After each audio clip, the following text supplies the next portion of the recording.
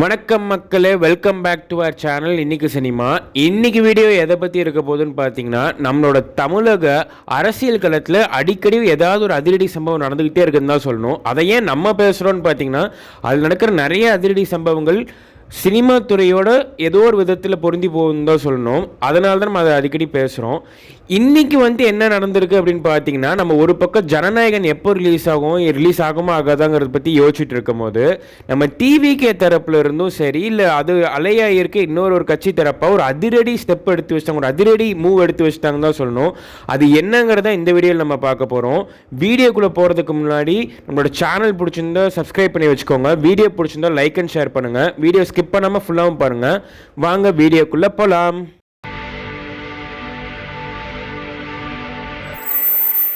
இப்போ என்ன ஆயிருக்குன்னு பார்த்தீங்கன்னா, நம்மளோட தளபதி விஜய் அவர்களை வம்புழுக்கிற மாதிரியே இருக்குன்னு சொல்லப்பட்ட நம்ம நட்டி நட்ராஜோட TN 2026 கோல்டன் ஸ்டார் படத்துக்கு தடை விதிக்க கூறி நம்ம சென்னை உயர்நீதிமன்றம் ஒரு பொதுநல வழக்கு தொடரப்பட்டிருக்கு. ஆமாங்க, PIL அதாவது பப்ளிக் இன்ட்ரெஸ்ட் லிட்டிகேஷன் போட்டாங்க. இதில் பார்த்தீங்கன்னா என்ன சொல்கிறாங்கன்னா, எங்கள் தலைவரோட படத்தை மட்டும் முடக்கி வைக்கும்போது அவரை கிண்டல் பண்ணுற மாதிரி இருக்கிற படத்தை மட்டும் நாங்கள் ரிலீஸ் பண்ண விட்டுருவோமா அப்படின்னு சொல்லிட்டு நம்ம டிவிகே தொண்டர்களை ரொம்ப ஆக்ரோஷமாகவும் ரொம்ப உரிமையாகவும் சொல்கிறாங்கன்னு தான் சொல்லணும். இதை பற்றி என்னங்கிறத இன்னும் கொஞ்சம் நம்ம டீட்டெயில்டாக பார்க்கலாம். முதல்ல இந்த வழக்கை யார் போட்டிருக்கான்னு பார்த்தீங்கன்னா, தேசிய மக்கள் சக்தி கட்சியை சேர்ந்த திரு ML ரவி அவர்கள் தான் இந்த PIL தொடர்ந்துருக்காரு. அவரோட வாதம் ரொம்ப தெளிவாக இருக்குன்னு தான் சொல்லணும். தேர்தல் நடத்தை விதிமுறைகள், அதாவது மாடல் கோட் ஆஃப் கண்டக்ட் அமலில் இருக்கும்போது ஒரு குறிப்பிட்ட அரசியல் சூழலையும் ஒரு குறிப்பிட்ட ஒரு தலைவரையும் கிண்டல் பண்ணுற மாதிரி படம் ரிலீஸ் ஆனால் அது வாக்காளர்கள் மத்தியில் ஒரு தப்பான தாக்கத்தை ஏற்படுத்தும் அப்படின்னு சொல்லி அவரோட வாதம் இருக்குது. இன்னும் குறிப்பாக சொல்லணும்னா, ஏப்ரல் 23 நம்மளுக்கு எலெக்ஷன் நடக்க போகுது. ஆனால் ஏப்ரல் 10 இந்த படத்தை ரிலீஸ் பண்ணுறது பிளான் பண்ணியிருக்காங்க. இது லெவல் பிளேயிங் ஃபீல்டை பாதிக்கும்னு கோர்ட்டில் ஒரு மனுவில் சொல்லியிருக்காரு. அவரோட வாதம் இன்னொரு ரொம்ப சிம்பிளாக சொல்லணும்னா, ஜனநாயகன் படத்துக்கு மட்டும் ஒரு நீதி, இந்த படத்துக்கு ஒரு நீதியா அப்படிங்கிற மாதிரி அவர் சொல்லி இந்த கேஸை இந்த PIL அவர் கோர்ட்டில் தொடர்ந்துருக்காருன்னு தான் சொல்லணும். முதல்ல இந்த படத்துக்கு ஏன் இவ்வளோ எதிர்ப்பு கிளம்பி இருக்குன்னு நம்ம பார்ப்போம். இந்த படத்தோட டீசரை முதல்ல பார்த்தீங்கன்னா, நம்ம நட்ராஜ் அவர்கள் குல்கன் குமார் அப்படிங்கிற ஒரு கேரக்டரில் வராரு. அந்த வெள்ளை ஷர்ட்டு, அந்த சால்ட் அண்ட் பெப்பர் லுக்கு, அப்புறம் அந்த மேடையில் பேசுகிற அந்த ஸ்டைல், இதெல்லாம் பார்க்கும்போது யாரோட ரிசம்பிளன்ஸ் இருக்க மாதிரி இருக்கிற ஒரு சின்ன குழந்தைய கேட்டால் கூட சொல்லிடும், ஆமாம் தளபதி மாதிரி தான் இருக்குது அப்படின்னு. அது மட்டும் இல்லாமல் நம்ம தம்பிராமையாவும் அதில் நடிச்சிருக்காரு. அவரோட அந்த கேரக்டர் பார்க்கும்போது நம்ம புஷியானந்த் சார் அவரை ஞாபகப்படுத்துகிற மாதிரியே இருக்குன்னு சொல்லிட்டு ரசிகர்கள் ரொம்ப கொந்தளிச்சு போய் இருக்கிறாங்க.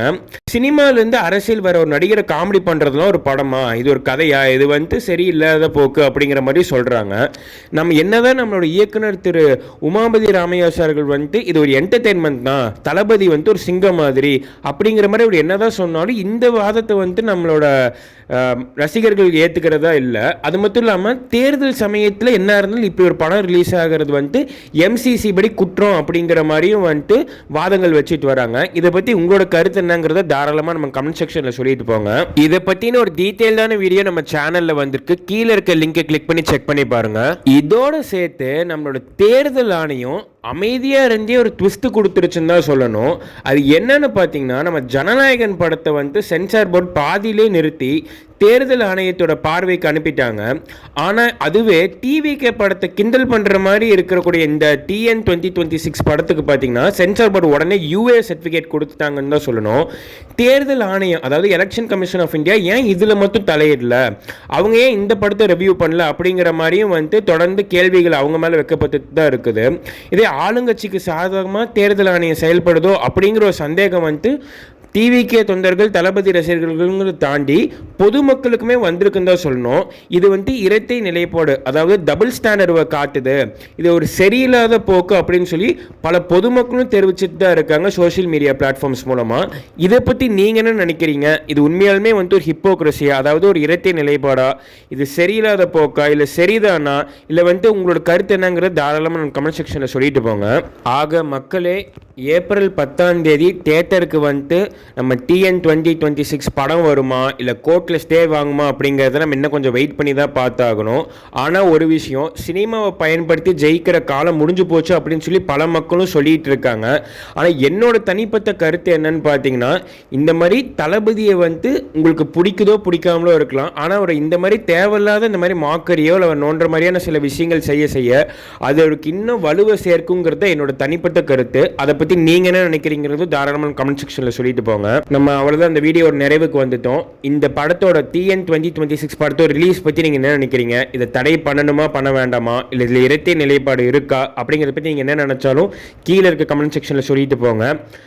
நம்மளோட சேனலை வந்து சப்ஸ்கிரைப் பண்ணி வச்சுக்கோங்க. வீடியோ பிடிச்சிருந்தா லைக் அண்ட் ஷேர் பண்ணுங்கள். நம்ம தொடர்ந்து பேசுவோம். நன்றி மக்களே.